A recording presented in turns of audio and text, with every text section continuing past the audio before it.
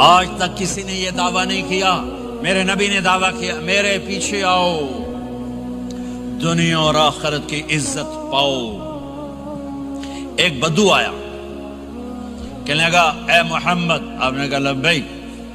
اب بدتمیزی کا جواب ہمیشہ محبت سے دیتے تھے، آپ نے کہا لبیک۔ کہنے لگا 3 باتیں سمجھ میں نہیں آتی تمہاری۔ آپ نے کہا کیا؟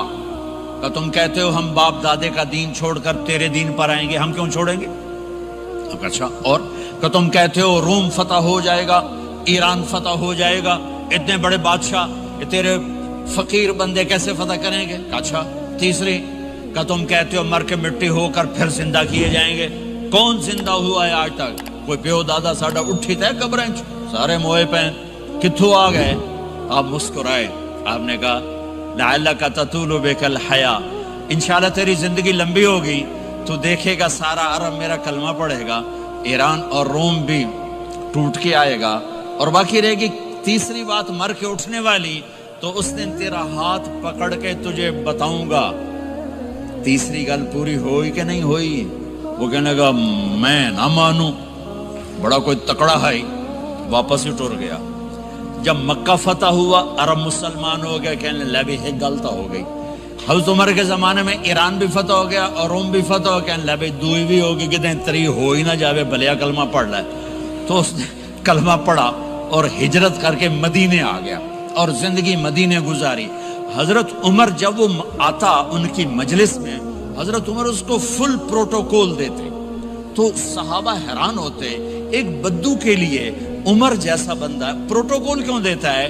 تو ایک دن انہوں نے فرمایا میں تمہیں بتاؤں میں سے کیوں پروٹوکول دیتا ہوں؟ میں اس مجلس میں تھا جس میں یہ آیا تھا، اور اللہ کے نبی نے اسے فرمایا تھا قیامت کے دن تیرا ہاتھ پکڑ کے تجھے یاد دلاؤں گا کہ موت کے بعد زندگی ہے کہ نہیں، اور قیامت کے دن جس کا ہاتھ میرے نبی نے پکڑ لیا جنت میں پہنچانے سے پہلے کبھی نہیں چھوڑیں گے۔ لہٰذا یہ بڑا خصوصی آدمی ہے، اس کو میرے نبی نے پکڑ کے جنت میں پہنچانا ہے۔ میرے بھائی بہنوں میں یہ کہنے آیا ہوں، اپنے ہاتھ چھڑا کر نبی کے ہاتھوں میں دے دو۔ میرے نبی ایک خوبصورت زندگی لے کر آئے جس میں کچھ حصہ عبادات، مختصر عبادات ہیں، نماز 5 وقت ہے، باقی کچھ نہیں، روزہ سال کے بعد ہے، وہ ابھی آ رہا ہے۔ میرے نبی پہ 9 رمضان آئے، 9 میرے نبی پر 9 رمضان آئے۔ مدینہ جانے کے بعد ہجرت کے دوسرے سال شعبان کی 2 تاریخ کو پیر کے دن روزے کا فرض ہونا نازل ہوا، اور میرے نبی ستمبر میں پہنچے ہیں مدینہ منورہ، اور رمضان یوں پیچھے جا رہا ہے، ستمبر سے اگست میں آیا ہے، اگست سے جولائی میں آیا ہے، اور جولائی سے جون میں آیا ہے، اور میرے نبی اللہ کے پاس چلے گئے۔ سارا رمضان میرے نبی نے گرمی کا گزارا، 9 رمضان سارے گرمی کے روزے، اور میرے نبی کی سحری ہوتی تھی 2 کھجور اور 1 گلاس پانی پر روزہ رکھتے تھے عام طور پر، کبھی کبھی کھانے کو بھی مل جاتا تھا، لیکن 2-3 کھجوریں اور 1 گلاس پانی، اس پر میرے نبی نے 9 رمضان گزارے، اعتکاف کر کے دکھایا، پورا مہینہ 20 دن 10 دن، پھر ساری زندگی 10 دن کا اعتکاف فرمایا شب قدر کی تلاش میں، اور امت کو خوشخبری سنائی۔ رمضان آ رہا ہے تو میں تھوڑی سی تفصیل بتا دوں۔ میرے نبی منبر پر آئے، کہنے لگے ماذا یستقبلکم وماذا تستقبلون، وہ کون آ رہا ہے؟ صحابہ وہ کون آ رہا ہے؟ پھر ہم نے کہا وہ کون آ رہا ہے؟ حضرت عمر کھڑے ہو گئے، یا رسول اللہ اوحی نزل، کیا کوئی وحی آ گئی؟ کہا نہ۔ کیا کوئی دشمن آ گیا؟ نہیں۔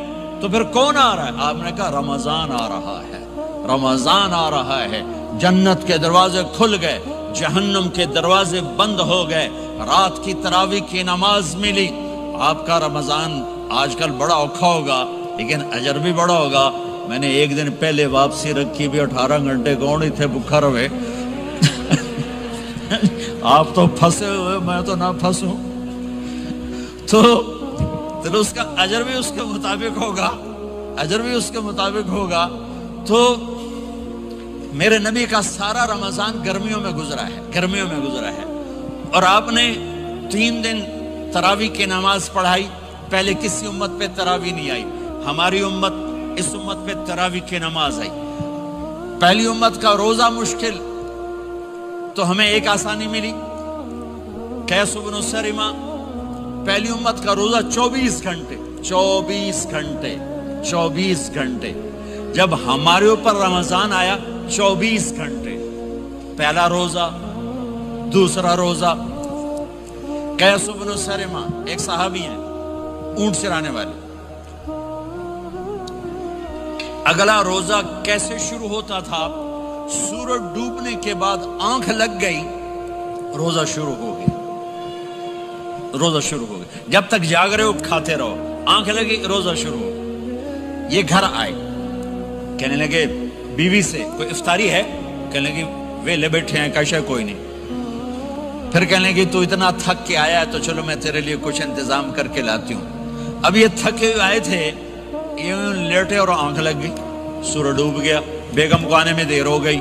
جب وہ آئی دیکھا تو سوئے ہوئے، کہا لگتا ہے ابن سرمہ، ارے سرمہ کے بیٹے تیرا تو کم ہو گیا۔ ان کی آنکھ کھلی، کیا ہوا؟ کہ اگلا روزہ شروع ہو گیا۔ تو ظہر کی نماز میں آئے، مسجد میں تو بے ہوش ہو کے گر گئے۔ تو اللہ کے نبی نے پوچھا اس کو کیا ہوا؟ کہ یا رسول اللہ یہ سحری کے بغیر روزہ شروع کر دیا۔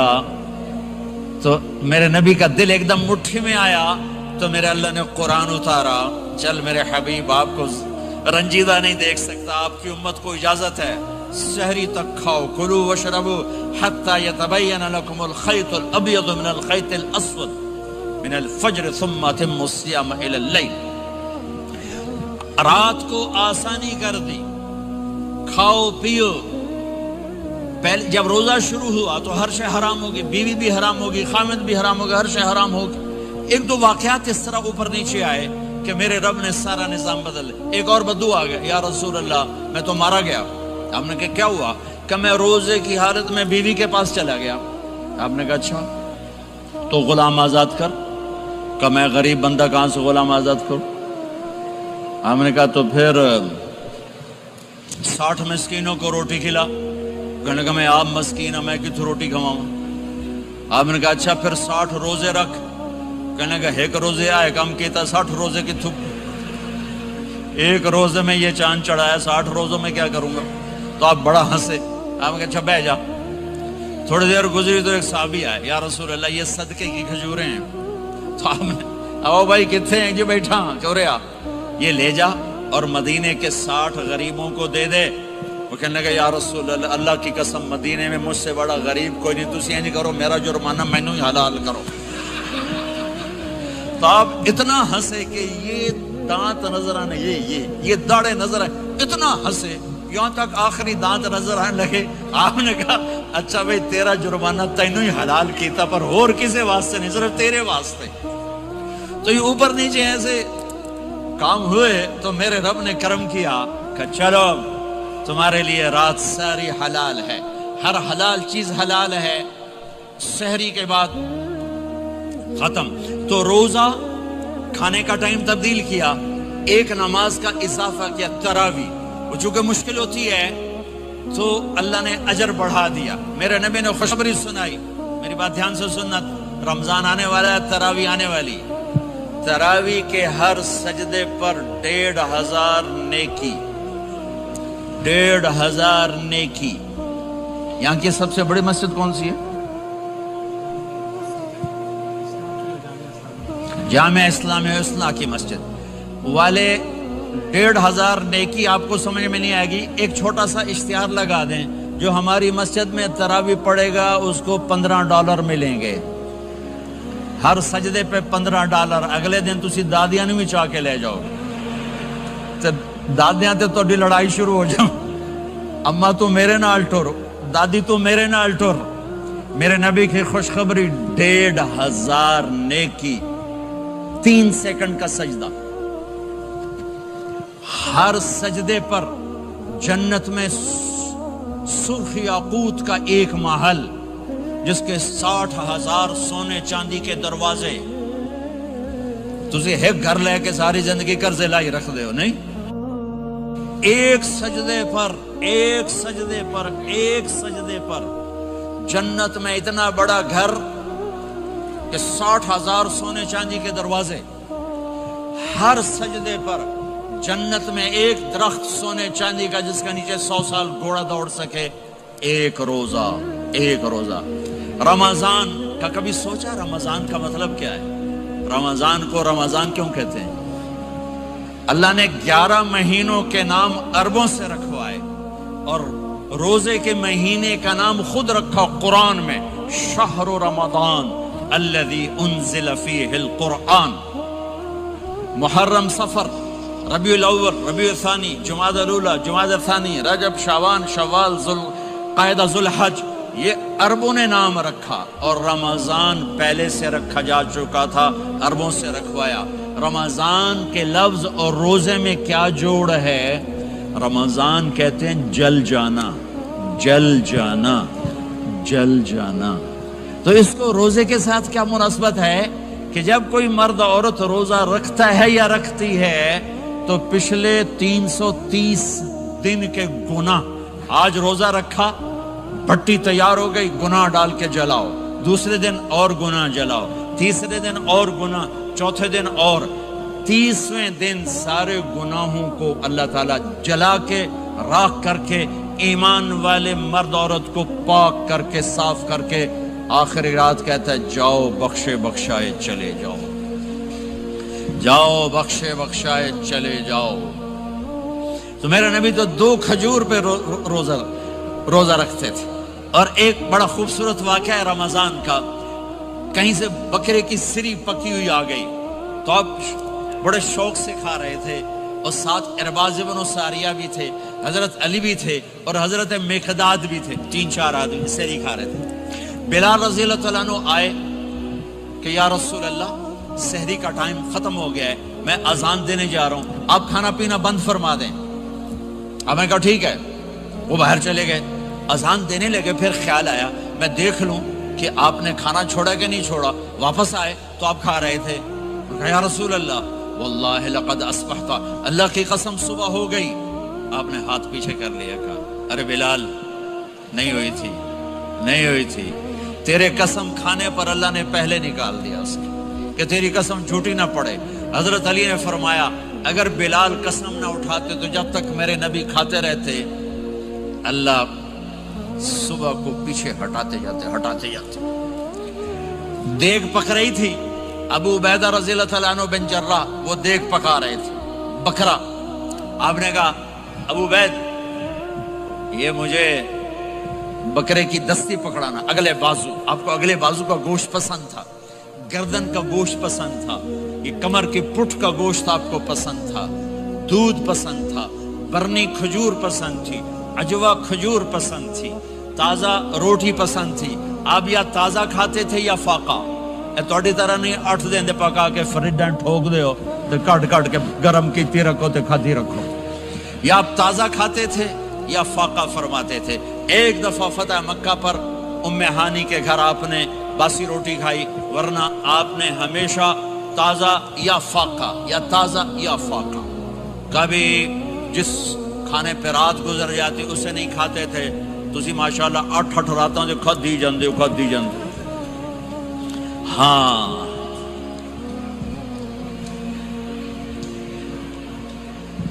تو کہنے لگے عبید یہ دستی پکڑانا، تو انہوں نے ایسے بکرے کا بازو نکال کے پورا آپ نے یوں پکڑا، نوچ کے پھینکا، کہ دستی پکڑانا، انہوں نے یوں نکالا ڈوئی سر، آپ نے پکڑا، کھایا، کہا مجھے بکرے کا بازو دستی پکڑانا۔ کہا یا رسول اللہ بکرے کی 2 ہی ہوتی ہیں۔ آپ نے کہا تیرا بھلا ہو جائے، اگر تو میرے کہنے پہ ڈوئی ڈال دیتا، جب تک میں کہتے رہتا اللہ مجھے نکال کے کھلاتا رہتا، اللہ مجھے نکال کے کھلاتا رہتا۔ اللہ نے رمضان بھیجا ہوا ہے، رمضان آ رہا ہے، اللہ کی رحمتوں کا جنت کے دروازے کھل گئے، جہنم کے دروازے بند ہو گئے، ایک دوسرے کو معاف کر دو، روزے کی حفاظت کرو۔ آپ بہت سے بہن بھائی آئے بیٹھے ہو، لڑے ہوئے ہوگے، ناراض ہو گئے، میاں بیوی لڑے ہوئے ہوں گے، بھائی بہنیں لڑی ہوں گی، رمضان آ رہا ہے، تیاری کرو۔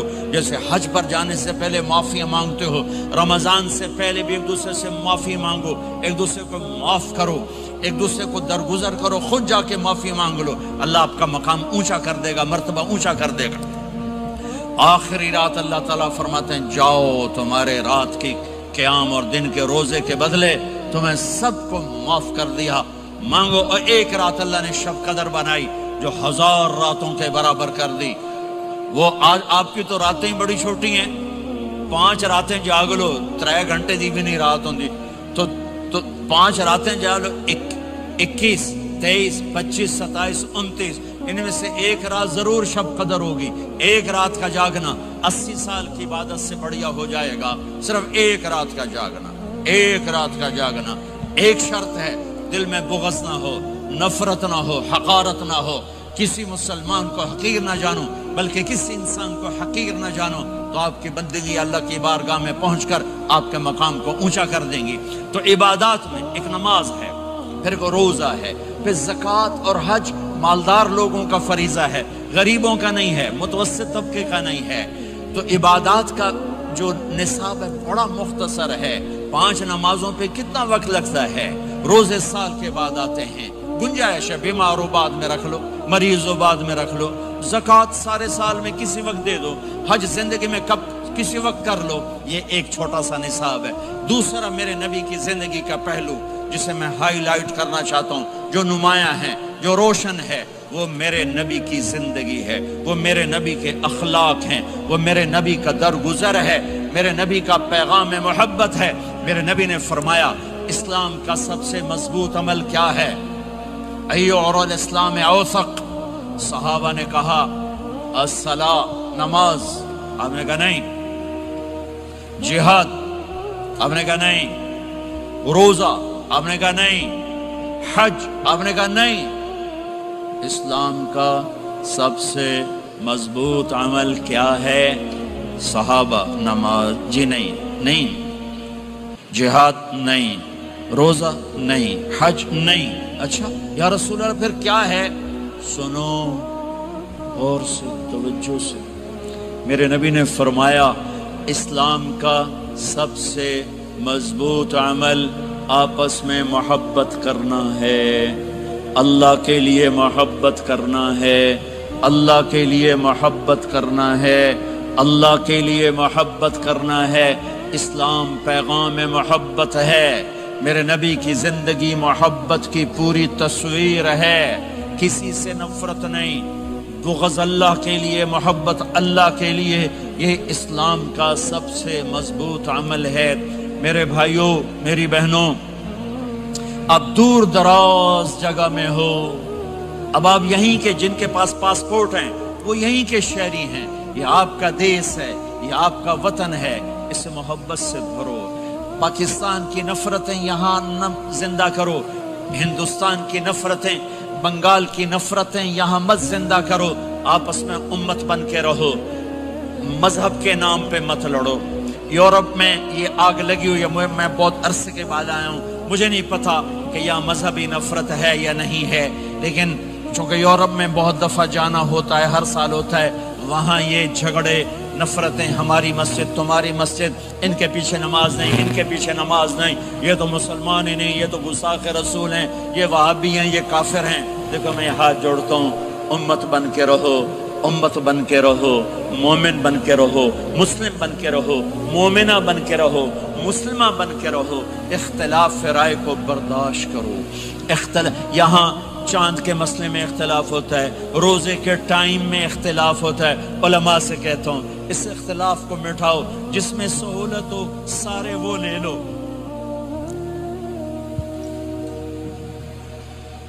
امت میں تفریق نہ پیدا کرو، یہ علماء کے سامنے ہاتھ جوڑتا ہوں، جس میں امت کو زیادہ سہولت ہو، ما خیر بین امرین الا اختار ایسرہما، 2 کام جب میرے نبی کے سامنے ہوتے تھے، جو مشکل ہوتا تھا چھوڑ دیتے تھے، جو آسان ہوتا تھا لے لیتے تھے۔ تو میرے بھائی بہنوں، یہ مذہب کی نفرت پاکستان میں، بنگلہ دیش میں اور انڈیا میں آگ لگی ہوئی ہے۔ امت بن کے رہو، امت بن کے رہو۔ اگر آپ اور میرا مسائل میں اختلاف ہے تو یہ ہماری محبت کو نہ ختم کرے، ہمارے تعلق کو نہ ختم کرے، ہماری نفرتیں نہ پیدا ہوں۔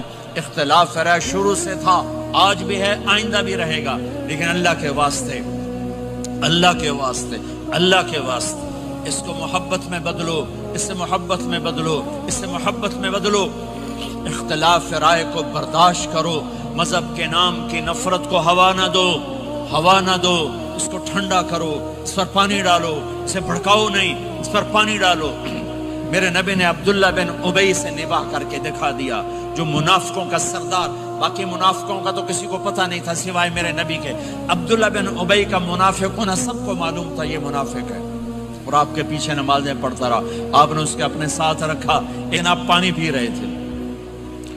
عبداللہ بن ابی کے بیٹے عبداللہ پکے صحابی تھے، کہنے لگے یا رسول اللہ تھوڑا پانی تو بچا دیں۔ آپ نے کہا کیا کرو گے؟ کہا اپنے باپ کو پلاتا ہوں شاید ایمان مل جائے۔ آپ نے پکڑا دیا، گھر آیا، کہا ابا یہ پانی پی لے۔ کہنے لگے یہ کیا ہے؟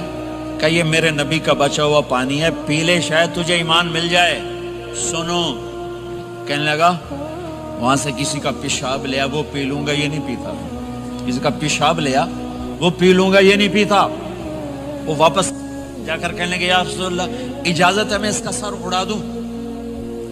آپ نے کہا نہیں، تیرا باپ ہے، یہ کام نہیں کرنا۔ میں نہیں چاہتا کہ لوگ کہیں محمد اپنے ساتھیوں کو قتل کرتا ہے۔ اور جب وہ مرا کم وقت ان کے بیٹے آئے، یا رسول اللہ میرے باپ کو جنازہ پڑھائیں گے؟ آپ نے کہا پڑھاؤں گا۔ کفن دیں گے؟ کہا دوں گا۔ کہ اپنا کرتا دے دے۔ آپ نے کرتا اتار کے دیا، جا اس کو کفن دے دو، کہ شاید کم وقت بخشا جائے۔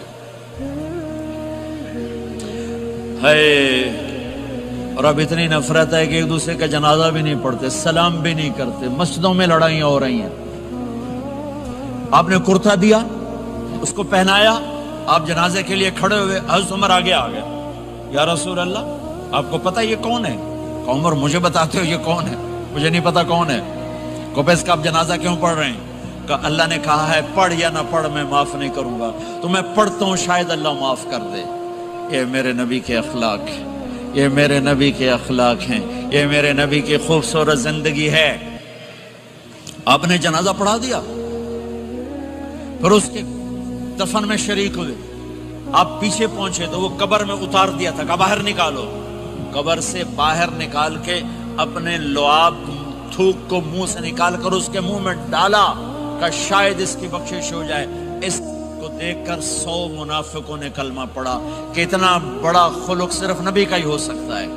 تو میرے بھائی بہنوں، بہت بڑا مجمع آیا ہوا ہے۔ میرے نبی کی زندگی کا دوسرا پہلو، میرے نبی کی زندگی، معاشرت، پاکیزہ اخلاق، محبت بھرا پیغام، ماں باپ کے لیے، بیوی کے لیے، بیوی کا خامد کے لیے، بہن بھائیوں کا ایک دوسرے کے لیے، یہ ایک خوبصورت زندگی ہے جو آج ہم بھول چکے ہیں، مٹ چکی ہے، مٹا چکے ہیں۔ میرے نبی کے خوبصورت اخلاق، میرے نبی کا درگزر کرنا، میرے نبی کا معاف کرنا۔ 21 برس قتل کے منصوبے بنانے والوں کو آپ نے کہا مکے والے جاؤ معاف کیا، جاؤ معاف کیا، ایک جملے پر جاؤ معاف کیا۔ یہ میرے نبی کا پیغام ہے۔ میرے نبی کے اخلاق سچائی، میرے نبی کے اخلاق دیانتداری، میرے نبی کے اخلاق صدق و امانت۔ سب سے زیادہ ہائی لائٹ جو مکی زندگی میں آپ کی صفت ہوئی، صادق امین، سچا امانت دار، سچے امانت دار۔ میرے نبی سے پوچھا گیا یا رسول اللہ مسلمان بزدل ہو سکتا ہے؟ کہاں؟ کنجوس بخیل ہو سکتا ہے؟ کہاں؟ یا رسول اللہ مسلمان جھوٹ بول سکتا ہے؟ کہ نہیں، جھوٹ نہیں بول سکتا۔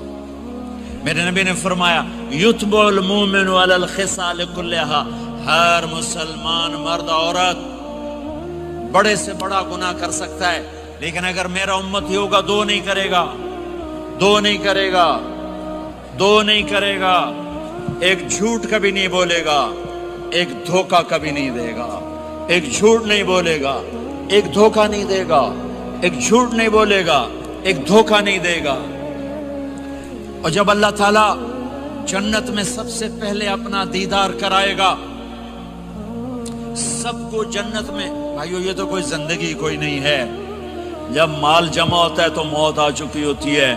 اب لوگ یہاں ہجرت کر کے آئے، بنتے بنتے کچھ بنے، تو موت دستک دینے لگی، گھٹنے درد کرنے لگے، آنکھوں پہ چشمے چڑھ گئے، سوٹیاں ہاتھ میں آ گئیں۔ جب مال سے نفع اٹھانے کا وقت آیا تو موت سر پہ آ گئی۔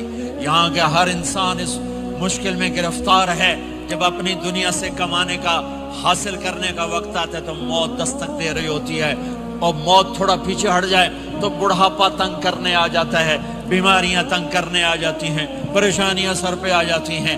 موت کے بعد اگر اللہ راضی ہو گیا تو جنت کی زندگی شروع ہونے والی ہے، جنت کی زندگی شروع ہونے والی ہے، جس میں اللہ تعالیٰ سب سے پہلا جو ویلکم کرے گا جنت والوں کو، وہ یہ نہیں کہے گا میرے ایمان والے آ گئے، تہجد والے آ گئے، نمازی آ گئے۔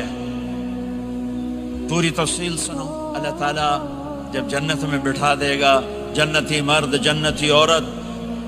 ہمارے ابا اور اماں کا قد کتنا تھا کچھ پتہ ہے؟ 130 فٹ۔ کتنا بھائی؟ 130 فٹ۔ یہ تو آپ نے سنا ہے کہ یوسف علیہ السلام سب سے خوبصورت تھے، سنا ہے نا؟